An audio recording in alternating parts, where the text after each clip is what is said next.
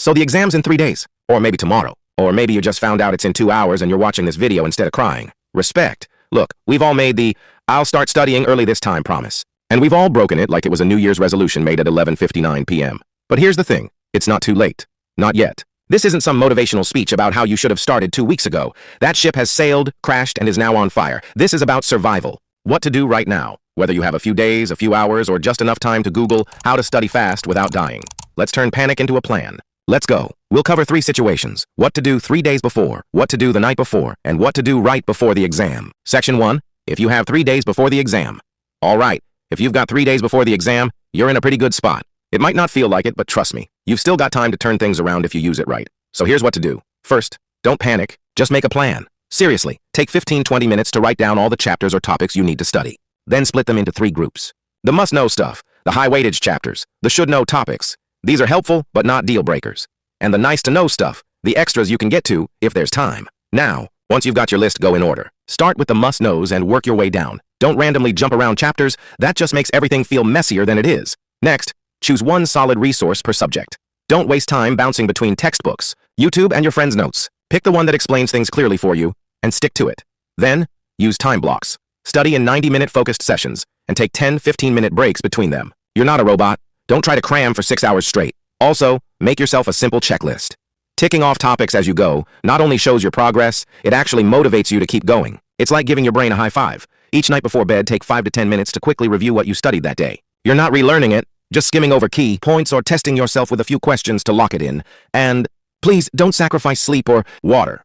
Your brain needs 6-7 hours of sleep to retain anything. And drink actual water, not just caffeine and energy drinks. Trust me on that.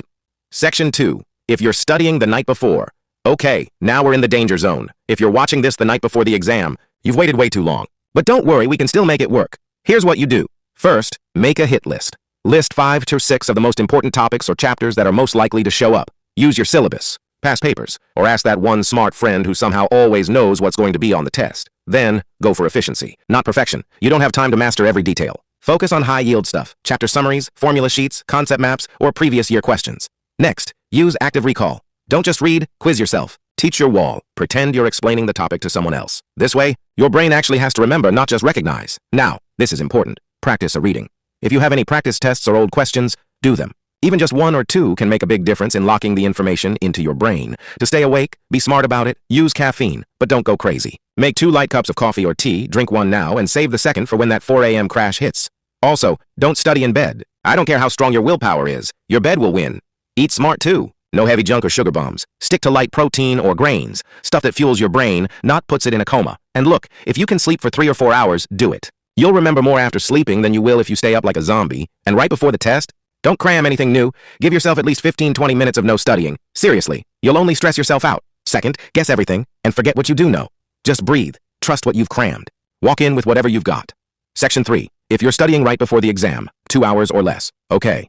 This is the final level. You've got less than 2 hours before the exam. No sugarcoating it. This is pure survival mode. First things first, lower your expectations. If you're just starting now, don't aim for 90% or 100%. That ship has sailed. Right now, you're aiming for 50-60%, and that's okay. Be smart. Focus only on what's most likely to show up, and what you might be able to remember in time.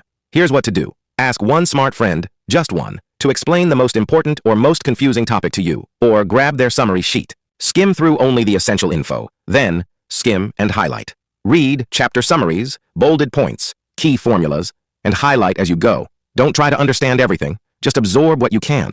Start with the stuff you're scared of, the weird formulas, the question type that always trips you up. Get through that first. Then move to the easier stuff if there's time left. During this time, no distractions, no group chats, no playlists, no multitasking. Just you and your notes. And right before you walk into the exam, look over 1 or 2 things you really don't want to forget, then stop. Don't read anything new after that. You're only going to confuse yourself. Take a breath. Calm your mind. When the exam hits your desk, don't overthink. Go with your gut. Your instincts are probably sharper right now than your memory anyway. So now you know the plan. No more excuses. Go study. What are you waiting for? After this exam, you'll probably say, never again. But we both know how that ends. Subscribe and smash that bell like it's your alarm clock. You don't want to miss the next procrastination rescue mission.